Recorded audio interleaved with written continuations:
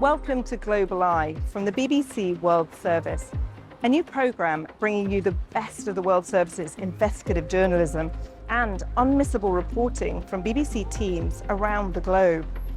I'm Jean Mackenzie, the BBC's correspondent in South Korea. There's been enormous upheaval here after the country's president tried to orchestrate a military takeover.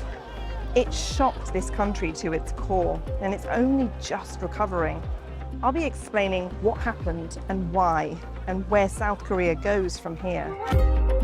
And how do you keep your culture and traditions alive when nature has forced you to abandon your homeland? We'll be following the former residents of a tiny Caribbean island fighting to maintain their way of life amidst a climate emergency. But first, the team at BBC Eye Investigations have worked with an international consortium of journalists. They've uncovered disturbing new evidence about the fate of hundreds of children who ended up in orphanages in Syria during the rule of Bashar al-Assad, the former Syrian leader whose regime collapsed last year.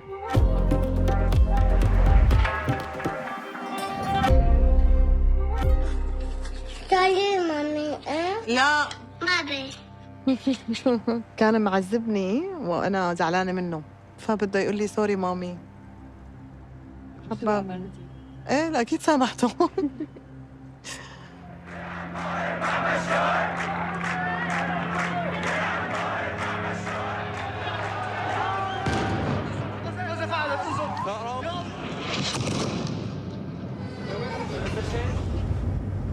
جوزي طلع من بيته قال لي بس رح اخذ كريم رح اروح وصل رفيق وارجع على البيت. انفقد يعني يا هون يا قبل يعني الطريق اللي قبله.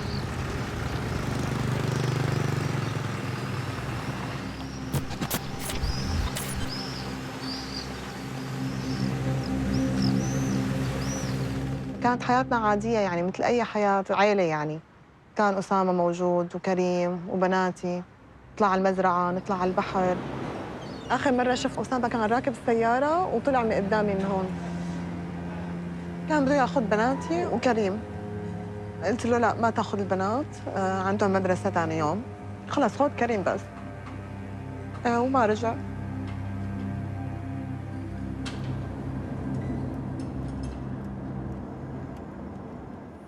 ثاني يوم بنروح من فرع لفرع نسألهم وبس يندريوا انه في طفل بالموضوع دغري يستنكروا على اساس انه هن ما بياخذوا حدا معه طفل.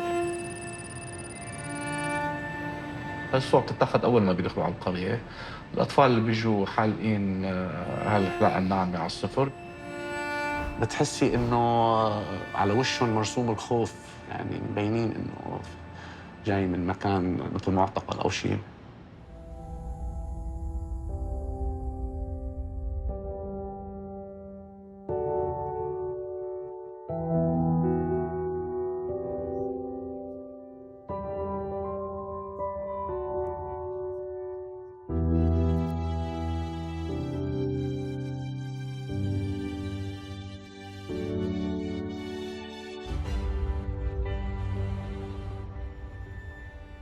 علاقة أسماء الأسد بالإس أو إس كانت قوية جداً. كانت تحب تظهر بمظهر إنه هي الأم الحنون للأطفال. السيدة اللي قدرانة تكون أم لأطفال مو من رحمة فهي سيدة عظيمة.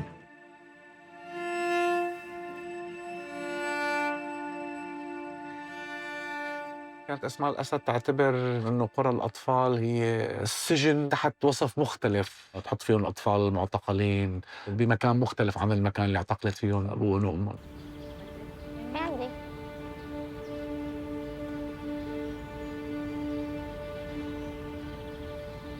هي صور ليان هي وبيبي. أنا لا هي أنت. هي ليلى وليان بهذا العمر اعتقلوها. هيك ليان كان شكلها وهيك ليلى كان شكلها وقت أخذوهم.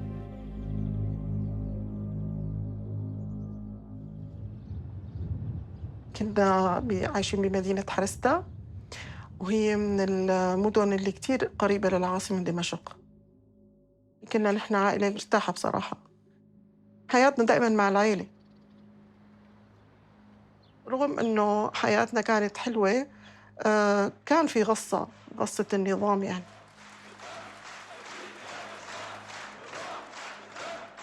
بداية الثورة ما كان طموحنا إنه نغير النظام، لكن كان طموحنا فقط إنه ننعم ببعض الحرية، يصير في شوية تحسين. كنت طالب جامعة وكنا بحرستا يوميا يطلعوا مظاهرات. أنا فايت بطريق إنه بالنهاية طريق حرية وكرامة لبلدنا، نعيش مثل أي دول العالم يعني. ما عرفنا إنه حيكون إجرامه بهالدرجة إنه يصل لعند نسائنا، يصل لعند أولادنا. هون قررنا إنه للأمن لأطفالنا إنه نطلع بشكل مؤقت وبس تخلص هالقصة والمعمعة بنرجع.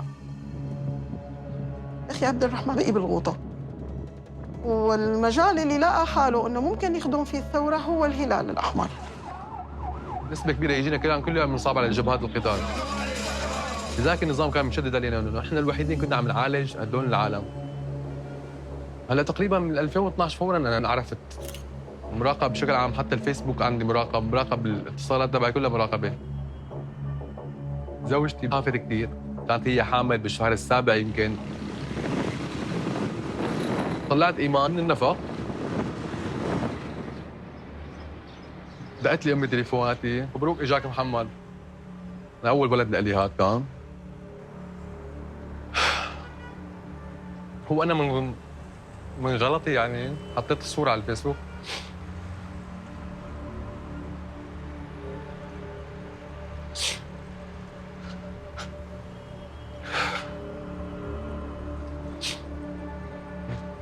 حطيت الصورة على الفيسبوك وقلت إن شاء الله هذا الولد بيكون من شباب سوريا اللي بيحموا وطنهم، بيحموا بلدهم، بيعيشوا بزمن الحرية.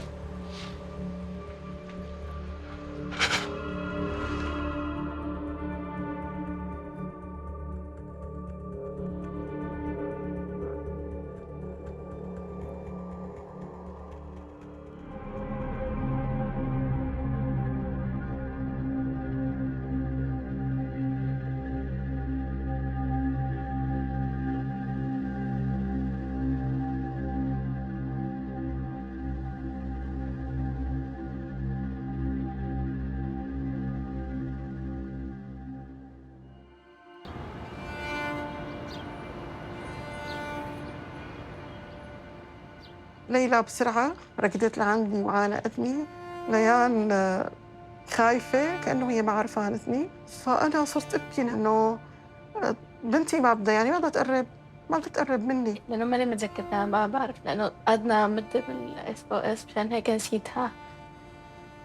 حتى ماما قالت لي إنه العناصر بلشوا يبكوا لأنه أنا بكيت وما بتشوف ماما.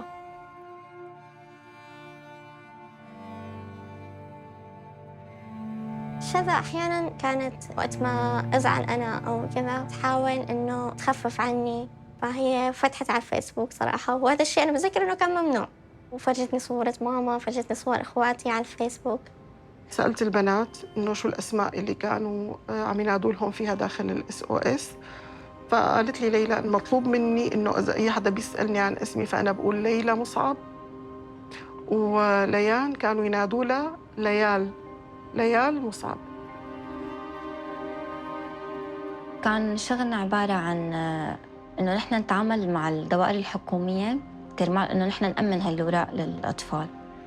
هي كانت الوزارة متواجدة بقلب مركز لحن الحياة اللي كانوا مسؤولين عن هاي القصص، يعني عن تغيير أسماء أو كنية.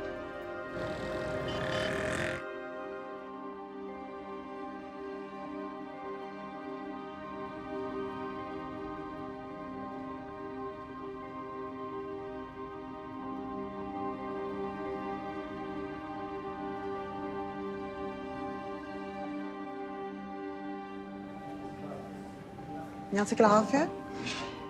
أنا بال 2013 فقد جوزي وابني كان معه سيارة، فتدور عليه. جد كان عمره وقت 2 ونص، هلا عمره 15. عندك صورة له؟ عندي صورة له بس هو صغير. إنها ليش؟ لا حول ولا قوة. ليش شوفوا الصور اللي عندكم؟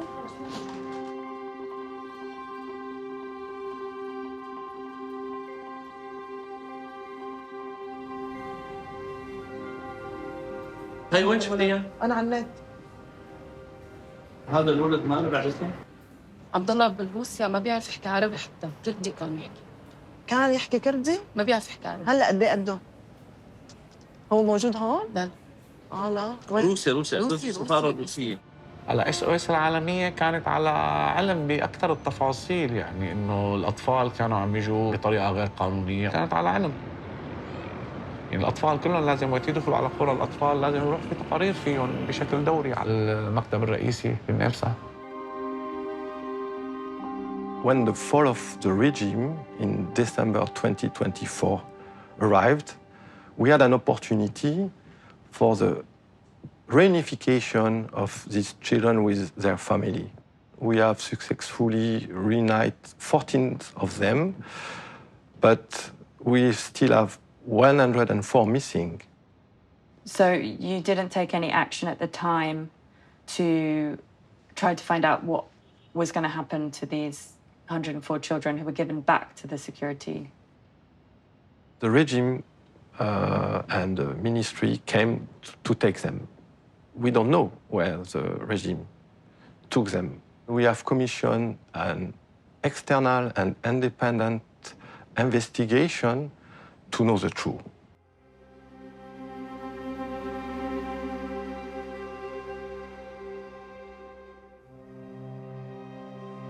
ليلى نزلت يعني بأقصى سرعة ممكنة، فاتت على الغرفة وضمتنا أنا وإيمان وعانقتنا وهي بقمة الفرح والسعادة، ويعني مو مصدقين إنه أخيراً إنه التقينا وتحقق الحلم. يعني وقت نزلوا من السيارة تبع التاكسي وشفته من حملت بعد كان عمره 3 سنوات بالضبط. حملته شده عشان يشدني، هو لسه ما متقبلني كثير، كان يعني مبين من تفاصيل وشه ولا ما متقبلني كثير. أنا ما بسامحهم لأنه أنا بحس إنه أحلى سنوات العمر كان ممكن أقضيها معاهم وراحت مني. وحتى لما طلعنا كل واحد فينا جاي من جو مختلف عن جو الثاني.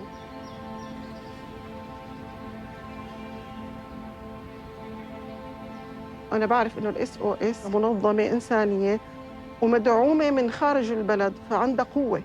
يعني هي مو منظمة أنشأ النظام.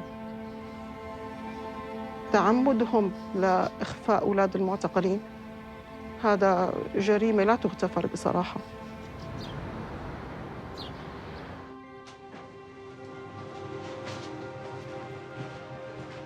ممكن بس تزودينا باسم الطفل؟ كريم الترجبان. اسم حضرتك كريم. ريم شو؟ علاء الدين. ريم علاء الدين. القاري. القاري. قد ايه عمره إذا؟ 2.5. ايه قديش مواليده؟ 2010. ما في؟ الصراحة بدي هلا يمكن بالمعلومات ما رح تلاقي تطابق، بس بدي اشوف الصور. لا الصور كل الاطفال الموجوده. مرق علينا ملفات مغيرين الاسم ومغيرين التاريخ ومغيرين اسم الام ومغيرين اسم الاب. انا شفت حتى المواليد مغيرينها. قيل عن قال. نحن ما بيحق لنا يعني حتى نفرجي صور الاطفال بشكل عام لا بدنا نتبع مثل ما قلت لك يعني اجراءات. انا كأم بس بدي اشوفها. ممنوع؟ هي لا مو قصة ممنوع مسموح، هو قصة أنا علاء نحن بنشتغل على شيء اسمه خصوصيات الطفل. بتمنى بالفعل يعني ان شاء الله يا رب تلاقوهم بأقرب وقت وتجتمعوا فيهم بأسرع وقت ممكن. يلا نشكر تعاونكم. بعتذر كثير يعني انا صدقا. مشي لا بس حاسه انا عم بيمثلوا هن. طبعا عم يمثلوا، ما عم يدوروا على شيء. طبعا عم يمثلوا. انا ما فيني هذا التمثيل هيك، ما بقدر. هن من اول الاحداث لهلا هن اللي معطلين الدنيا، هن اكثر مؤسسه معطله الدنيا وكذابين.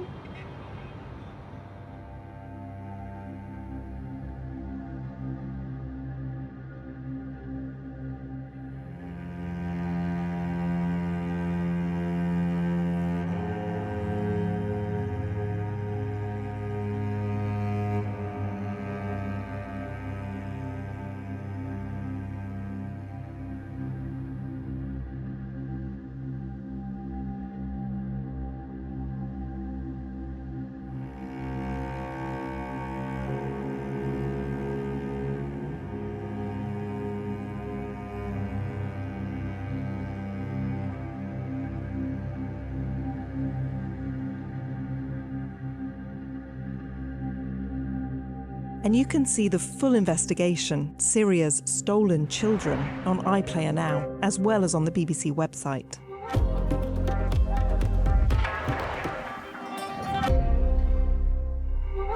I moved here to Seoul 3 years ago to report on North and South Korea for the BBC.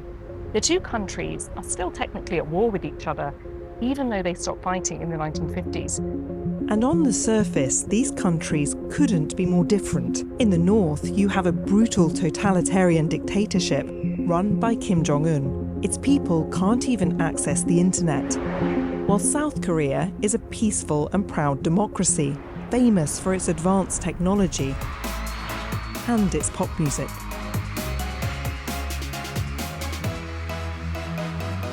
I didn't expect I'd end up reporting on a military coup here in Seoul. But in December last year, the president, Yoon Suk-yeol, unexpectedly declared martial law. He suspended all political activities and ordered the army to take control. He had troops storm the parliament to stop its politicians from getting in.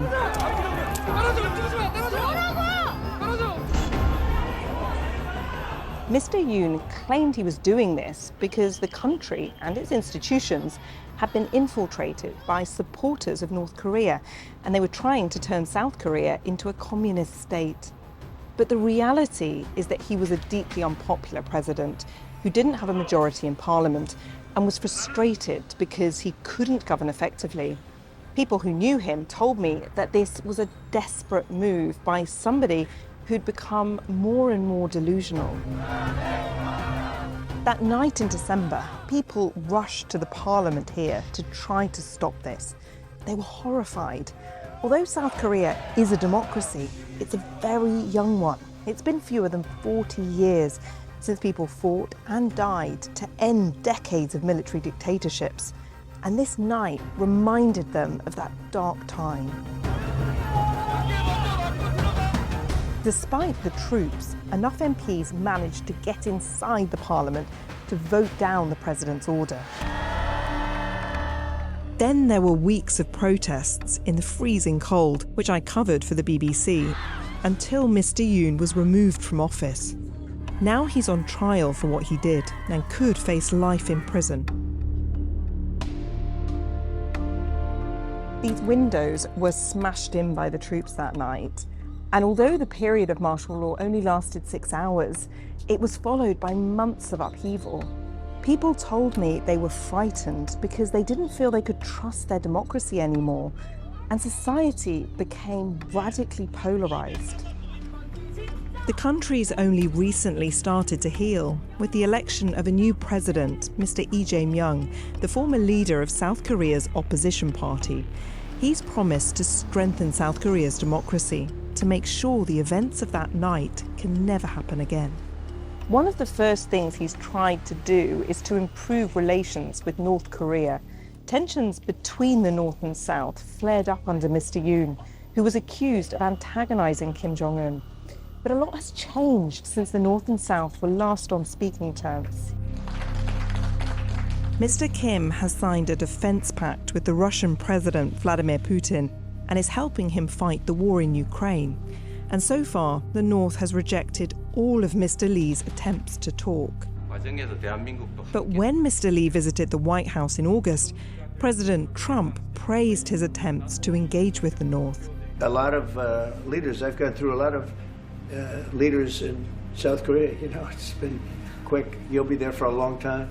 But we, in the various leaders that I've dealt with, they were not approaching it properly, in my opinion, having to do with North Korea. But I think your approach is a much better one. Given their history, President Trump probably has a better chance of getting Kim Jong-un back to the negotiating table. But that's far from guaranteed. For now, the North and South are still poles apart. And although people here are so relieved their democracy survived, they've realised they can't take their hard-fought freedom for granted. Now, here's some more of the best BBC World Service content you can catch this week. Every month, World Questions gives voice to people's concerns about the burning issues affecting their country. This month, Johnny Diamond is in Athens to debate solutions to the country's falling population and the pros and cons of mass tourism. And you can hear stories from our 42 language services in the Fifth Floor podcast. This week, they're exploring the new trends and technologies used by Colombian drug cartels, from recruiting their own scientists to using cutting-edge remotely operated submarines. Listen to both of these programmes on BBC Sounds or wherever you get your BBC podcasts. Next, here's a thought-provoking tale from BBC Mundo, our Spanish service, which covers Latin America. The indigenous Guna community have inhabited the Caribbean island of Gardi Sugdub for more than 100 years. But now, rising sea levels mean their home is under threat. So the government of Panama is relocating people to the mainland. Could this be a model for others facing climate emergencies in the future?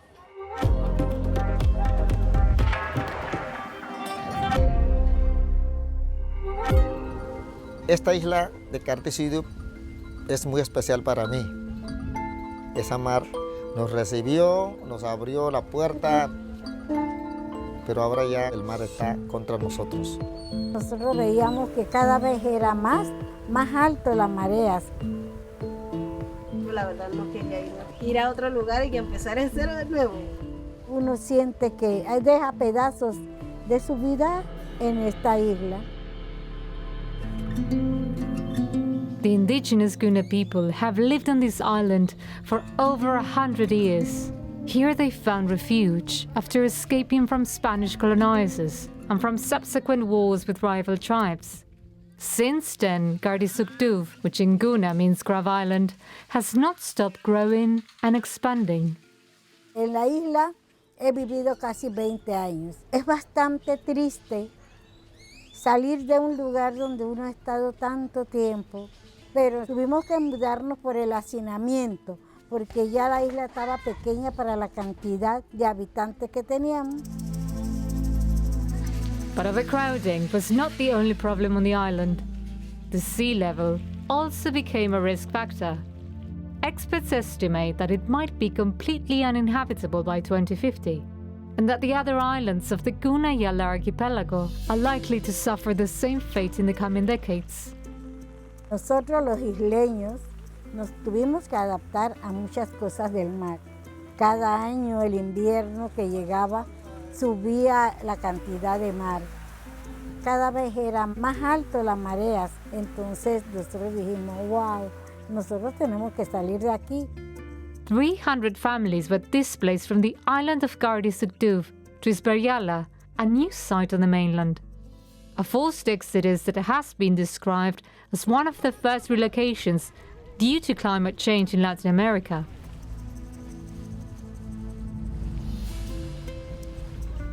Era un poco difícil, no quería, al principio la verdad no quería irme para allá. Casi lo que llevamos fue ropa, lo que es cama para los niños y ya. Pero lo más importante es lo que fuimos nosotros mismos que nos llevamos. Most of them decided to leave, but there are not enough houses in the new site for everyone. The relocation plan began more than 10 years ago, when there were fewer inhabitants. Some families were separated. Desde que se fueron, todo quedó, ¿no?, como muerto la isla. Todo callado, tranquilo, no hay bullas, ¿no? Y entonces casas cerrados, como abandonados. Yo estoy extrañando a mis amigos porque me dejaron, se fueron. Yo decidí quedarme aquí en la isla, así en esta comunidad, y acostumbré a vivir aquí. Y si hunde la isla, entonces yo me hundiría también con mi isla, pues. Ver todo lo que uno ha tenido y tener que deshacerse de muchas cosas es siempre triste. Pero nuestra comunidad Isberiala sé que va a ser un lugar muy bonito. Isberiala took more than a decade to build. The government invested $50 million. The Inter-American Development Bank also contributed financially. Aquí estoy viviendo con mi nieta y estoy agradecida mucho Me gusta vivir con mi abuela porque me enseña muchas cosas y pues no me gustaría irme. Porque, Aunque te regañe, aunque te trate a veces fuerte, duro. Sí. The work of the community has also been essential in this project. Como comunidad, nosotros todos tenemos que trabajar por el bien de ella. Un haz de lápices es mejor que un lápiz solo, porque un grupo de lápices es difícil que se rompa. Acá pues tengo mejor condición de vida, luz 24 horas, mientras que en la isla teníamos un corto tiempo de luz. There is no medical center in Isabela. This is one of the biggest deaths of this displacement. Se me enfermó una niña, eran las 10 de la noche. Las 10 de la noche, y ay, que no puedo respirar. Ay, Dios mío, ¿qué hacemos? Yo como madre, claro que me preocupo por uno que te enferme allá, que vengas en la noche, es difícil.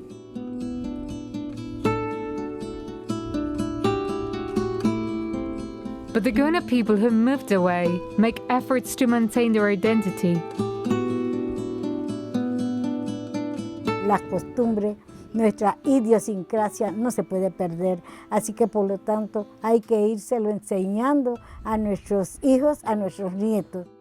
Mi meta para que pueda seguir mi tradición, mi cultura hacia mi nieta es que aprenda bien a hablar el Guna. Eso es lo que me gustaría. Y ella tiene potencial, tiene buenas notas. Me gustaría que todos estuviéramos aquí, que todas las personas obtuvieran lo que yo obtengo. Todos aquí los habitantes pensamos lo mismo, por lo tanto nosotros vemos un segundo Edén.